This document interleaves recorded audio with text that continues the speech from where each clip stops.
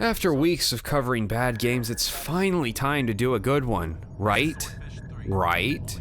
Oh yeah, we get to play Crysis. You know, I've heard good things about this game. Surely it'll... What's that 2 doing there? No, I remember that game. Surely you wouldn't. You don't call Force Recon for an EMAT evac. Another game where we play as a silent marine shouting "Oorah" and killing indiscriminate waves of people. I'm not doing it. What the fuck was that? Get out, people! That is my sheer power. I retconned the original Crysis 2 and ended the original Marine-centric plotline with my Mandela effect powers. Don't question it. The year is 2023. After Sergeant Blackburn set off a nuke in New York in 2014, a mysterious plague appeared in the Manhattan exclusion zone. The city was quarantined, those stuck inside the city enlisting with Cell, a private military company based in New York that sought to bring order to the chaotic city. Over the course of 9 years, the population has been greatly exhausted, and now aliens are invading from the depths to exterminate the human population after their noise complaints fell on deaf ears. The detonation of a small-yield nuclear device being like the 808 of an obnoxious trap beat. You play as Alcatraz, a forced recon marine deployed to assist nanosuit operator Prophet into extracting a Dr. Gould from the city, only for the submarine you're in to mysteriously sink, and your entire squad of no doubt witty companions to be mowed down mercilessly. Coming to your rescue is Prophet, who, in order to save your life, puts you in his nanosuit before killing himself due to being infected with the paste virus. Another suicide clip for my collection. Remember me. Thus you awake with the instructions to complete your mission. As previously established, you are a silent protagonist, meaning you neither object to anyone's instructions nor clarify your identity for dramatic purposes.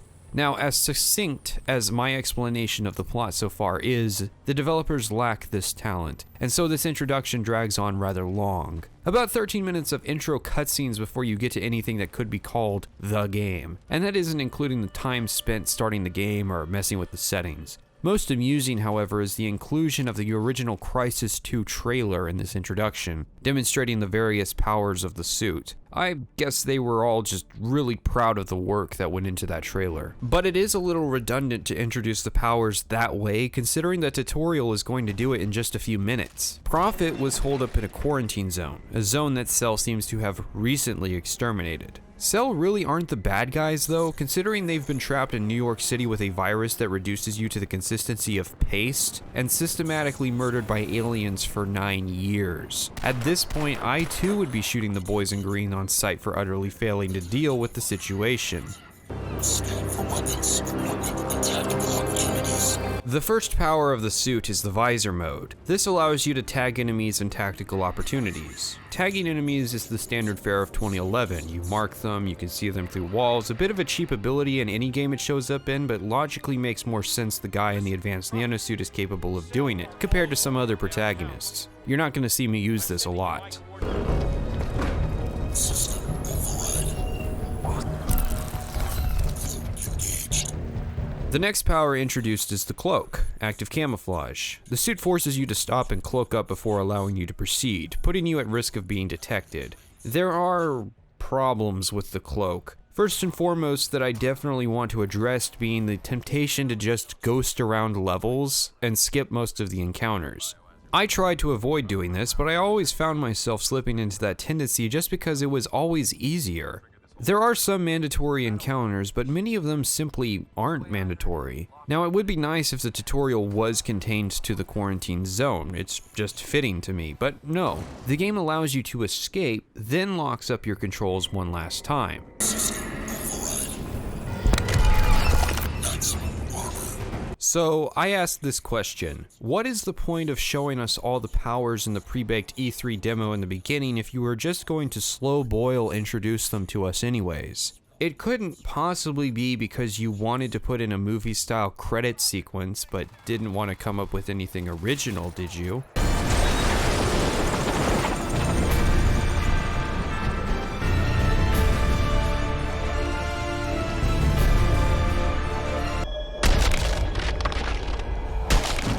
Oh, yeah, they definitely wanted it to be a movie.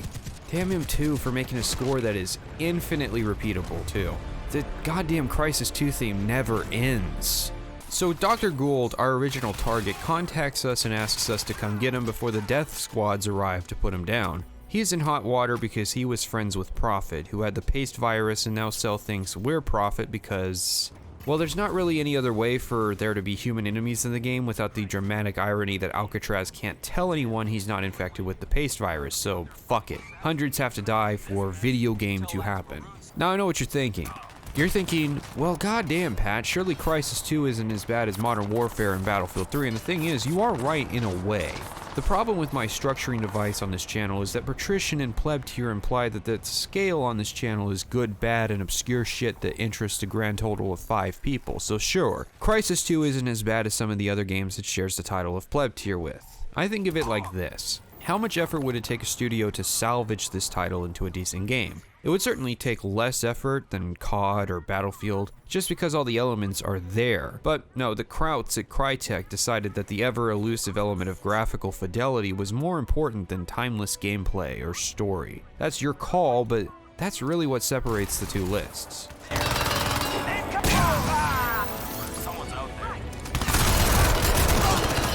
The big problem with this game is pacing. Everyone is always insisting you hurry to complete your objectives when really there are two things the game should focus on: its setting and its core gameplay. The setting is post-apocalyptic New York under martial law and under alien invasion. You have people in quarantine zones begging loved ones not to die, you have crazy radio DJ that speaks for the survivors, you have tons of recognizable New York landmarks. There are moments where I really felt the sense of the scale of the city, where the world conveyed to me without any exposition that this was a bad situation and that I should get out as soon as possible. And then someone on the radio would tell me to hurry up to the next level so I can partake in the next action set piece. You have this linear game, which isn't a bad thing. It's just a different way to design levels. So you have this linear series of puzzles that are solved in a variety of ways. Do you flank them through this sewer access? Do you use this level prop? Do you hijack a turret? Do you survey the area and gradually pick them all off like the Predator? Do you jump into the middle of them all, armor up, and gun them all down with skill? Nah, fam, just cloak up and get moving. We got 10-minute cutscenes to play at you. Aren't you impressed with the graphical fidelity yet? Yeah, okay, I would be if you didn't keep jerking me around.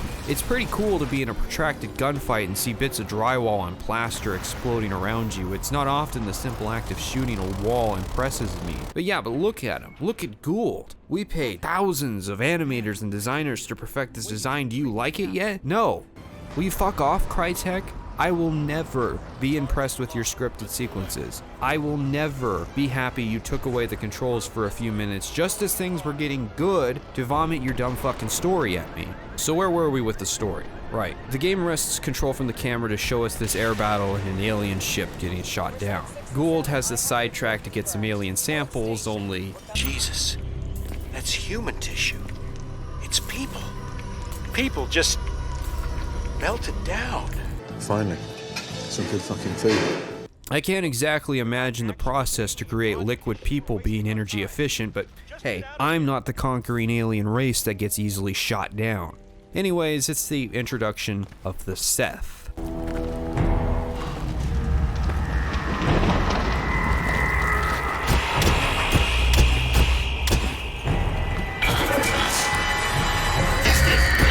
I've seen enough hentai to know where this is going.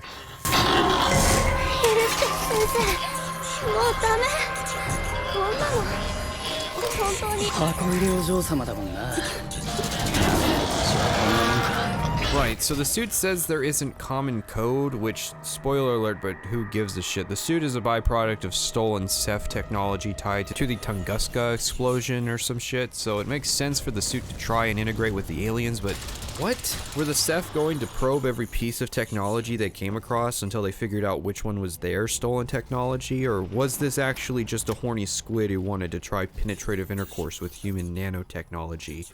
Anyways, we kill it and insert its nano catalyst into our suit. Yeah, I'm sure plenty of nanos were the catalyst for... I'm bailing on this joke. Anyways, afterwards, it's back on track to Gould's lab. Only he leaves because the death squads figured the best place to look for a researcher would be a research lab. But he left his address and browser history on his computer and wants us to wipe it, you know, on the way. Here we get introduced to Lockhart and Tara Strickland. Well, we met Lockhart on the comms earlier. He was complaining about us being a biohazard and ordered his men to kill us. Now, he's pissed that a bunch of his men are dead after failing their objective. So, Cell has directional EMP weaponry that is effective against the suit, and Alcatraz, in a case of mistaken identity, is their priority number one. Yes, priority over the invading aliens. And yet they only decide to bust out the anti-nanosuit weapons later, when the aliens are a substantial threat about to wipe out the species, instead of neutralizing the nanosuit operator early and saving a couple hundred of men's lives for the defense of Earth against what I feel I should really emphasize here is an invading alien military. This isn't just missing the big picture, this is playing the floor is the big picture. Now his counterpart Tara Strickland argues that her boss wants the suit and its operator alive, and they squabble about the issue of who is whose boss.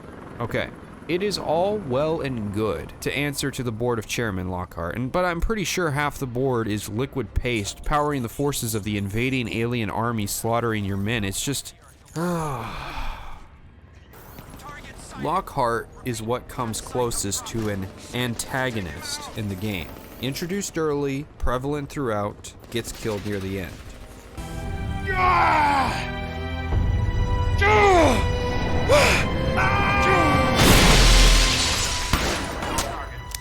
Roger. So we travel down the FDR up to the lab. This game has vehicles, which is kind of cool, but since the levels are so linear, the game basically has to set aside this section of the game for you to use them, and that's it for the entire game. I don't even think this is a multiplayer advertisement thing. I guess they're here because Halo had drivable vehicles. We get to the lab and HELICOPTER boss fight. That's an enemy gunship. A single burst from its machine gun can cut a man in half. Tread carefully, boss. One of my biggest regrets was forgetting to include that in the COD video. Anyways, the AI is so dumb that they keep grenading themselves on this rooftop because they don't realize that the glass panels are blocking the grenades back at them. This section is the introduction of the hammer. This is the best weapon in the game. Actually, there are a few guns that can claim that title. This game has a lot of weapons, like a lot. And it features chambered rounds, so hey, that's cool. Except it doesn't let you reload if you only spend the chambered round, which isn't quite how guns work. Okay, so diatribe time. When you put a magazine in a closed bolt gun, it won't do anything until you cycle the action and chamber the first round. Then you can pull the magazine out, put another round in the magazine, and put it back in. That's why when you go to a gun store and tags on the guns will say X+1, because the magazine it comes with can hold X bullets, plus another one in the chamber. Now actually chambering your rounds and then reloading the mags just creates more busy work if, like me, you like to keep your chamber empty 99% of the time, but including it as detail for partial reloads is a part of realism. But then turning around and not letting the player reload that one round is just kind of jarring. Like, it's such a minor thing that every now and then I would fire a single shot, go to reload, and the game wouldn't let me. And I genuinely thought the game was bugging out until I realized that this little indicator was the chambered round. But even knowing that doesn't change the fact that you should technically be able to reload anyways. It's just bizarre that they tried so hard and still missed that. The hammer borrows its design from the Beretta 92FS, with some features lifted from a 1911 style pistol and its size and magazine inspired by the Desert Eagle. All around it looks cool, it's powerful, it's present throughout most of the game, it's just the way to go. Other contenders for best rifle would be the K-Volt, an electric type pellet gun that starts off one-shotting enemies but stays pretty powerful throughout the game. Lastly, there's the DSG-9, a 6-shot sniper rifle that, thanks to the game's weapon customization system, becomes the tool of choice for stealth-heavy playstyles. On the fly, players can attach an upper, middle, and barrel attachment to their weapons. It's kind of silly unless I'm to believe once Alcatraz finds a suppressor, he carries that shit around forever, and it begs that eternal question of why wouldn't I suppress my weapon, since the range and damage drop-offs are minimal to the gain of quiet shots. Now obviously the real-life answer would be, it makes the barrel unwieldy to use indoors, but I've yet to play a game that did that well, so... Wait you're not Prophet! What is this? Who are you?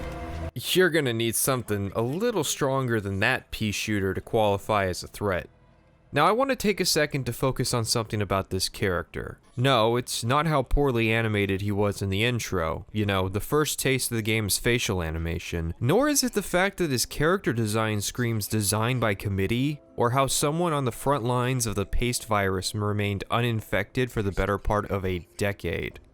Gould has a patch of the alien virus. Like, did he make it himself? Did he take time off doing research on the paste virus to stitch himself a pretty quality patch up for his shirt? Why? Does anybody in the story actually give a shit about this whole alien invasion thing? I mean, well, Prophet did, but then he killed himself. Prophet was supposed to get us out. The Marines were coming for us. Now, if you could please hurry the fuck up, it would be greatly appreciated. Oh, that was the thing about the 7th console generation. The industry as a whole realized that past restrictions like space or hardware limitations just didn't apply anymore, and so failed movie people who fell back on getting jobs in an industry they hate gradually kept pushing the length of cutscenes on longer and longer. It's like a movie. Actually, my involvement is nothing. I need to put that clip to rest. Besides, Crytek's business was selling their engines. So Gould dumps a lot of exposition here, and I'll try to summarize it because God knows the game won't do it for me. Right, so first Gould realizes that we aren't Prophet. He'll later refer to us as Alcatraz, but how he figured that out I don't know because Alcatraz never even has the opportunity to tell him. Guess the suit relayed that information for some reason. Gould laments that really it was Prophet that was carrying the effort of, I guess fighting back against the alien forces? Well, it was the US Air Force that was actually shooting down all their aircraft. The suit itself actually did more to try to cure the paste virus than Gould. Gould was moreover just the navigator, so that the suit could drag around a half-dead Alcatraz to complete its objectives. Seriously, the entire runtime of the game, the suit, in its background processes, is busy curing the paste virus. The suit is the most competent character in the game, and I feel I really have to stress this, it's a piece of fucking armor. Well, it also seems to have Prophet's personality imprinted on it, so I guess it's actually an AI. One wonders then why we need Gould, unless you're telling me the suit can't also figure out what it needs to do to proceed. If anything but wait for the big alien tower to show up. All Gould does is try to figure out for his own personal curiosity what exactly the suit is doing, so the player can understand the story, and well, that's just bad writing. Actually, speaking of characters we don't need, I count Alcatraz among them. Why does the suit need a wearer? Unless human paste really is the secret ingredient of Ceph technology and that's the purpose he's serving. Second, yeah, remember when First was like 5 paragraphs ago? After Gould stops freaking out, he gives us the skinny. The aliens are invading, and they sent something called the Spore to wipe us out first. He makes a lot of assumptions like us not knowing anything about cephalopods, but then that we would know something about someone named Jacob Hargreave. That's pretty bass-ackwards, but I guess that's the price I pay for jumping into the middle of a series. Now finally, he assumes that the suit is trying to create a vaccine against the Spore and that we have to get it decoded. But why wouldn't we just let the suit figure it out, instead of putting the suit in the line of fire? Well, because somebody at the design meeting said that this was a video game and was wondering when we were going to get back to the gameplay part of it. This story just doesn't work for a game. It might work for a movie or a TV show. Actually, I think there have been several movies made with a story like, this character is the cure to a great plague or whatever, but it has too much going on. It has a plot about the people of New York getting wiped out by the virus, but then the aliens invade. The city is now being occupied first by a private military company, then by the aliens, then there's an AI and a cryogenically frozen old man in there, and the aliens were actually here longer than us, but the aliens a long time ago from another galaxy or something, and absolutely none of this is informed or has anything to do with the gameplay. So we get knocked out and then we wake up making our way to Cell HQ because Gould really wants to know what the suit is doing. I guess he's assuming the suit has the will to create a vaccine, but not to also print instructions on how to make it. Cue the sequence from the E3 trailer, except the helicopter never shows up and you can't kick people or jump on APCs to break them. I'm losing my patience here, and sad to say, this is still just Act 1. Act 1 of fucking 3. Alcatraz gets in the chair, but this time the chair's in the Hargreave building instead of Gould's apartment. Then Cell shows up and beats up Gould and captures us. Lockhart votes to kill us, but is surprisingly lenient considering how one note he's been on this topic. I guess we couldn't continue the game if he was allowed to stay in character and shoot us. Nice. Got men all over the downtown looking for your ass, Tin Man. And here you are, already trussed and tied. We get in the helicopter, but it's a game helicopter, so it gets wiped out, almost instantly actually. And as we lay there, dying of depression on the sidewalk like Edgar Allan Poe, one really wonders how short the game would be if all the non-playable sections were just cut out. It gets to the point that the suit has to run defibs on Alcatraz just to get him back up, which of course is a QuickTime event.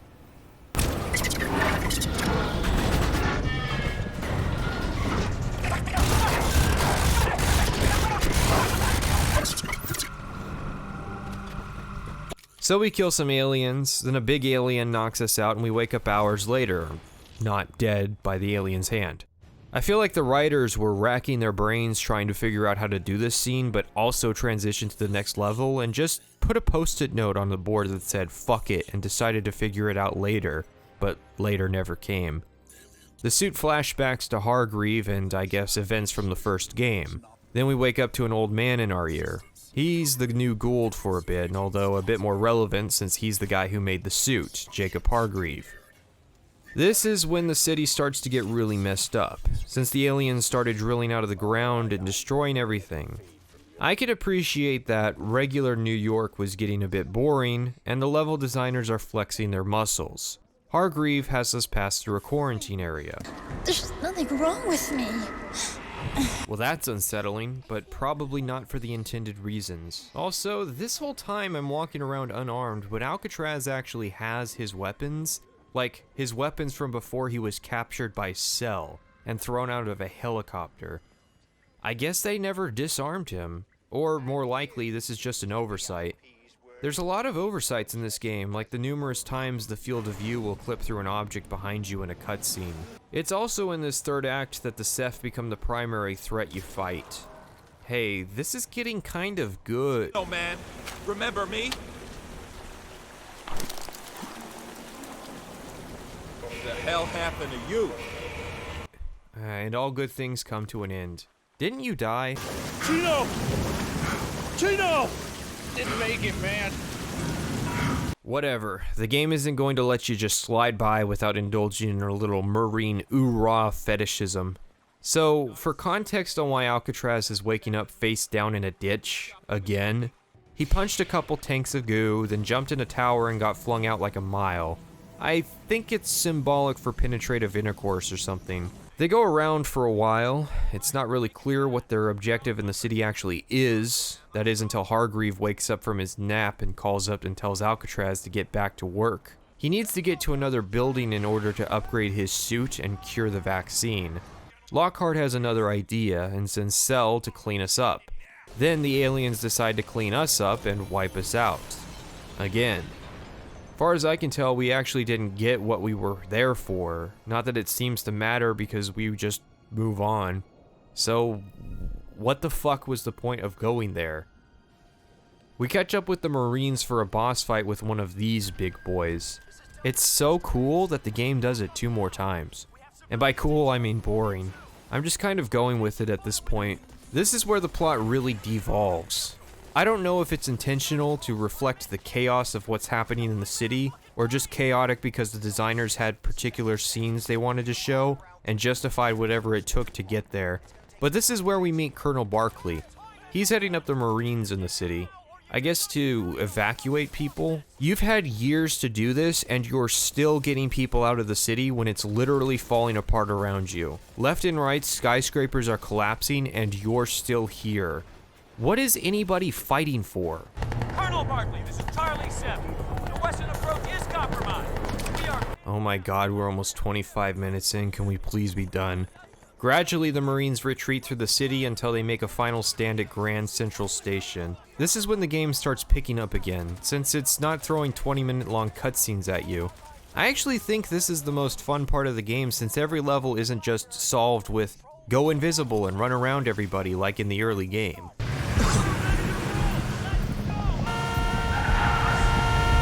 So we knock over a building to stop a Ceph mortar that suspiciously looks like the Wraith shots from Halo. Power armor, shield mode, drivable vehicles, alien invasion. Oh, and big boys with giant plasma cannons and shields. This one takes a second to gloat over you. It's actually not the first time you see them gloating, which is strange because the wiki describes them as a hive mind species that share a single collective intelligence, rather than individual intelligences. Granted, as with most fandom wikis, this information is unsourced, and damn if the game is going to throw in a line for the sake of making my job counting kills any easier. See, counting human kills is easy. It's 1 for 1. Hive mind kills are harder. Do you count individual bodies of a collective intelligence? Does collective intelligence mean each body acts as a host for processing power, some of which is used in its operation?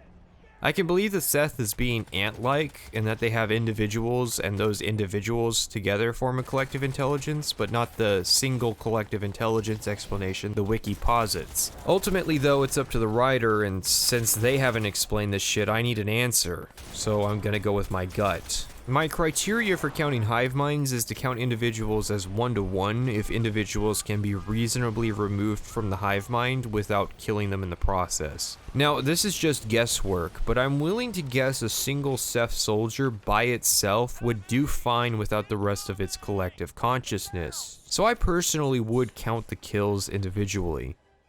I did them separately in case you have other thoughts on the idea you'd care to share. If you're curious, Alcatraz kills 265 humans and 231 Ceph. Pretty interesting that the game has you kill more humans than Ceph. One thing I was worried about when I was playing was the number of human enemies I bypassed early in the game skewing the numbers.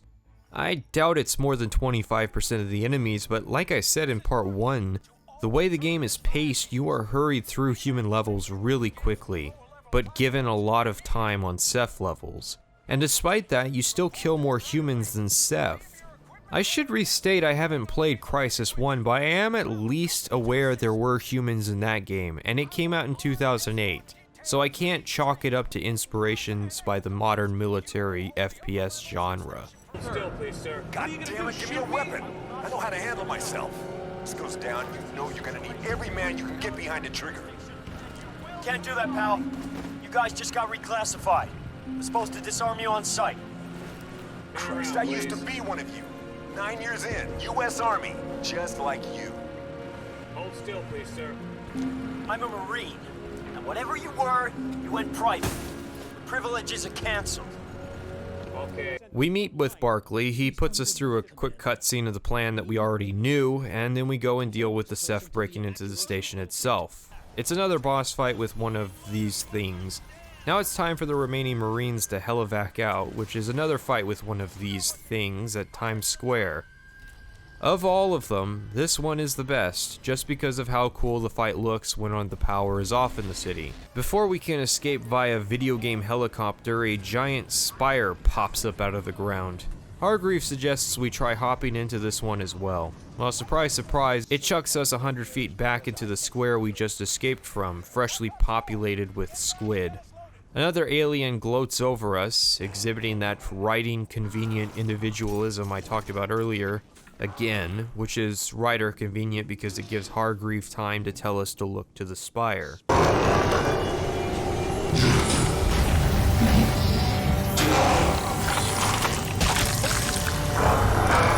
I won't make any semen-related jokes if you won't. Anyways, it looks like humanity's decided that biological warfare can absolutely go both ways. See, War of the Worlds was right. Any encounter with aliens is just gonna resort to biological warfare because the only reason we don't currently resolve all conflicts that way is because as humans we all collectively agree that dying slowly of disease is usually a bad thing. Wait, War of the Worlds, tripods. So we finally leave via helicopter, but not for long.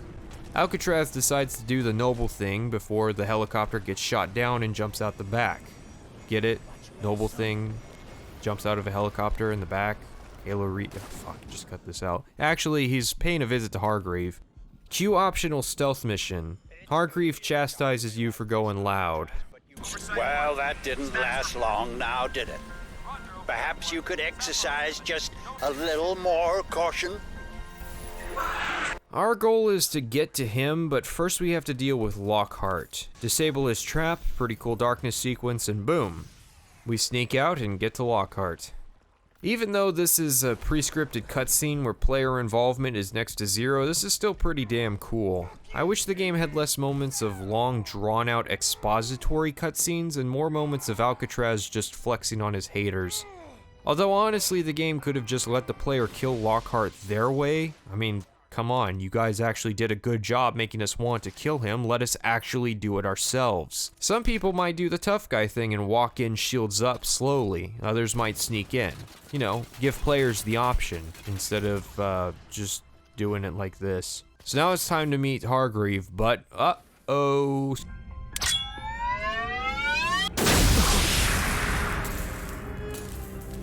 Turns out the old guy who ran the company that fucked everything up in the first place was leading us into a trap all along. He wants the suit so that his old man body can use it. New Vegas had Mr. House in a similar situation and it came out a year early. Ugh, fucking A. The suit cryptically lets us know that Hargreave can't be trusted. Oh, this is while Hargreave is actively cutting the suit off with a laser machine, mind you, so the suit isn't being particularly timely with the message. Wait a second. It's good of you to come for me like this, Alcatraz, but you will need to proceed with caution. Wait, so if it wasn't in your plans for Alcatraz to show up to the island with the suit, then how were you planning on getting the suit back from him? The only reason we go to the prism is because Gould figures if anyone knows what the hell to do next, it would be Hargreave. So we need to get him out. Boy, it sure is lucky Barkley listened to Gould for once, the only time in this entire game, and diverted his evac chopper halfway around the city to drop Alcatraz off in the middle of the river, because in any other circumstance, Alcatraz might not have even been in the city when the giant spire shows up at the end of the game.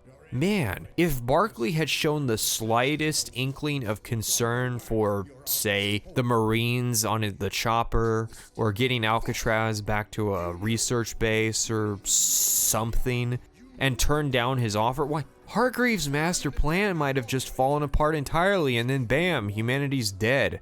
Actually, side note, why the hell are the Marines in the city? Isn't this a circumstance where it makes sense to have, say, the Army or the National Guard as boots on the ground instead of Marines? Wouldn't an alien invasion count as an all-hands-on-deck kind of situation? Aren't the aliens contained to just one city? Or is the plague across the country tying up those guys?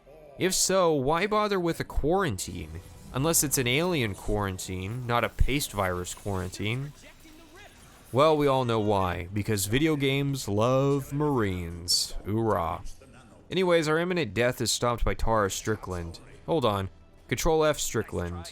Yeah, I haven't mentioned her since the introduction. She did show up when we were captured earlier to stop Lockhart from blowing our brains out halfway through the game, but has been a complete non-presence in this story up until now. So for the game to turn around and say, Dr. Pavel, I'm CIA. Whoops, wrong clip. So for the game to turn around and say, it's okay, you're safe, I'm CIA, Special Operations Group, recruited out of the SEALs 3 years ago. It just feels a bit cheap. Although I got the feeling she's a Crysis 1 character, so maybe I'm supposed to feel something from that and it's my fault for jumping into the middle of a series, but if that were the case, then why would you soft reboot the game with a new protagonist if we were supposed to stop caring about the fucking continuity? She lets us out and we go meet Hargreave. He laments about not getting to wear the suit. You have one on display right there.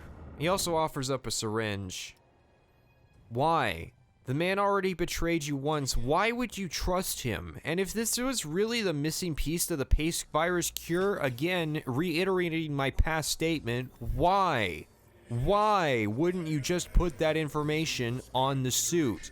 Why would it be in a syringe in your office? Why? Wait, was this that thing we were supposed to get back at the Hargreave Rash building the game just thought I'd forget about? The game seriously put the plot on hold for the Marine section for like an hour and a fucking half, and didn't figure it would mention why Hargreave doesn't care we didn't get the necessary biosamples to cure the paste virus because we'd get it later when he incidentally delivered ourselves right into his hands entirely by fucking circumstance. Whatever, the shit's almost over. So the Cephs show up and we book it. Hargreave tells everyone to get out and then blows up the island. We fall into the river and wake up on the shore by Gould and Strickland. Convenience or GPS tracking, pick one. They convoy across town but get split up by a giant robot tentacle. Oh, I've seen enough hentai. Alcatraz goes to the top of a building with a mysteriously working elevator despite the power having been cut. Anyways, he lays as a Ceph gunship for some A-10s. Wait, the aliens were getting shot down by A-10s? I mean, not to diss the A-10, but air-to-air isn't exactly their forte. Especially considering alien invaders and all that. Now, if you think this is an excuse to have a level where we jump rooftop to rooftop, prepare to be disappointed. We only go like a block before getting a helicopter pickup.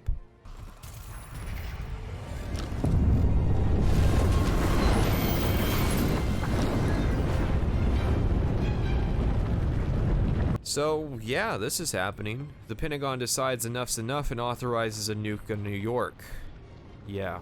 So we're under the clock to get over there and, do something. Since Alcatraz is mute and nobody knows what the fuck the actual plan is, it's a miracle they decided to just throw him at the problem and see if he'd solve it. And an even bigger miracle that it works. Despite being timed in the story, you aren't actually timed in this mission to beat the nukes to the ending. What a shame. Which is good though, because the game ends with a long boss fight. But not against the tripods. Against these shadowy guys we've been teased with all game.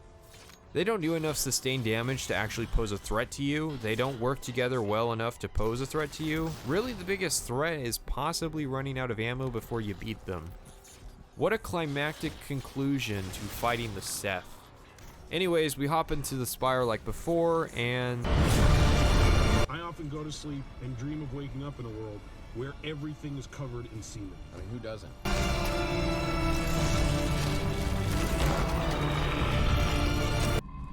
Hey, dead man. Some trip, huh? Thought I'd gone? Well, I am assuming direct control.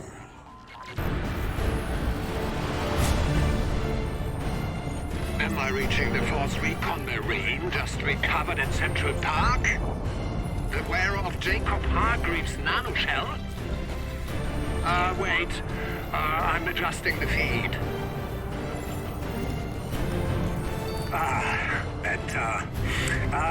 Allow me to introduce myself. Karl Ernstasch, at your service. And you are?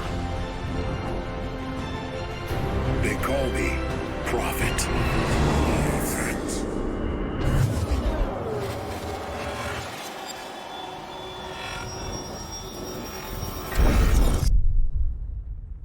Crysis 3 came out 11 months after Crysis 2. One has to wonder what exactly happened. Did Crytek have ambitions for Crysis 2's story and decide to cut it down to make room for a sequel? Because of the publisher notion that all good games come in trilogies? If the goal was to bring back Prophet because he was in the first game, then why even bother with Alcatraz? Moreover, what happened to Crysis 2? It wasn't that bad of a game. Decently fast-paced, lots of options, yet for some reason they decided to skimp on the story. Yeah, sure, hire Hans Zimmer for the score, but Richard Morgan for the story?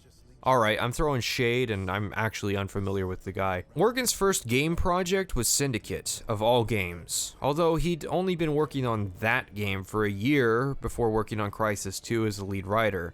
In his own words, I was called in basically because there were fans of my books at EA. The idea is that as lead, you'll provide a fictional framework into which the staff writers and level designers can pour their own creativity, and you can just check to make sure there's a general coherence and plot continuity. Yeah, coherence. That's why explaining the plot of the game felt like I was suffering a fever. In both Crysis 2 and Syndicate, there are plenty of lines that aren't mine. But what I was responsible for was the bulk of the cutscene scripting, a fair portion of the in-game NPC lines, a fair few of the general level concepts, and the whole overarching storyline. You can tell by his words that he's trying to give himself room to repel blame for, everything wrong with this game, which is fair, but still try to take credit for anything good that came of the game, if such a thing were to exist. The game really is just action set piece to action set piece. It don't really need a novel writer to do that. In some cases, the game had no idea how to transition between levels and would just end with knockouts. If the game had been an Escape from New York style game, it might have been interesting, navigating the city as it falls apart around you. I don't mind that it's linear, I mind that it's stupid, and wait a second. Morgan collaborated with Gunship on the album Dark All Day? I mean, I normally skip Gunship songs because I really hate nonsensical lyrics on synthwave. Well, let me give it a listen. Yeah, Morgan should stick to writing books. I mean, I've never read any of his books, so I don't know if he's even good at that, but just stay there. And I swear to God, if a single Gunship song ends up in Cyberpunk 2077, I will do a Pleb tier review. Speaking of songs, Hans Zimmer. Well, this wasn't his first game, so he knew how to make a score that worked in a game.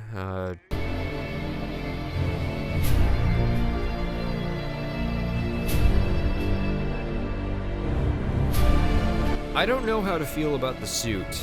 It's decently fast for the era of shooter it came out in, but only when sprinting forwards.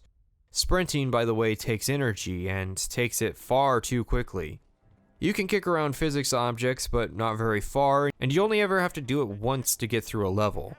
You can punch some doors open, but others require a button prompt, which begs the question why all doors weren't just physics objects that could be moved around. You can also pick up and throw things in your environment. Not that I ever really used this to any kind of effect. Man, if you're gonna borrow everything from Half-Life 2, including making the game for the sake of making a technical demo, why not include a semi-mandatory vehicle section? Oh, yay, a semi-mandatory vehicle section.